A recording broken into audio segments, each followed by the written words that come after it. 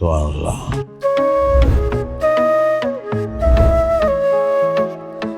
সুবহানাল্লাহ, এটা আমি কি দেখলাম? পরি পরি দেখেছে রে আজকে। বড় ভাই এমন করতেছেন কি লেগে? এই শেষ বয়সে এসে প্রেমে টেমে পড়লেন না? আমি প্রেমে পড়ছি না প্রেম আমার উপরে পড়ছে? দোস্ত কোনোটাই আমি বুঝতে পারতাছি না।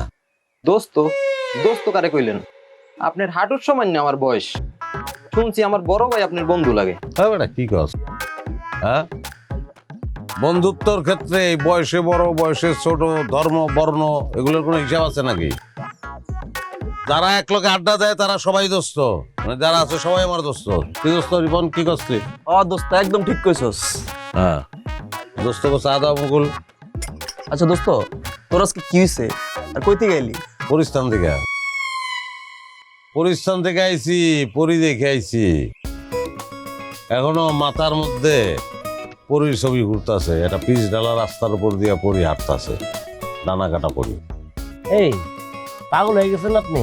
একবার সিনেমা দেখতেছেন, একবার নায়িকা দেখতেছেন, একবার ডানা কাটা পরি দেখতেছেন, এই দেখতেছেন এই দেখতেছেন, আপনি তো পাগল হয়ে গেছেন গা। পাগল হয়েছি না আগের থেকে পাগল আছিলাম আমি বুঝতে পারতাছি না রে দোস্ত।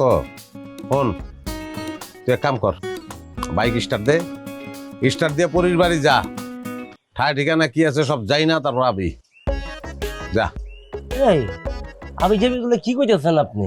হ্যাঁ, আপনার দীর্ঘদিনের ব্যাচেলার ক্যারিয়ার আপনি জলাঞ্জলি দিতেছেন, ফুটুস করে দিতেছেন, কারণটা কি?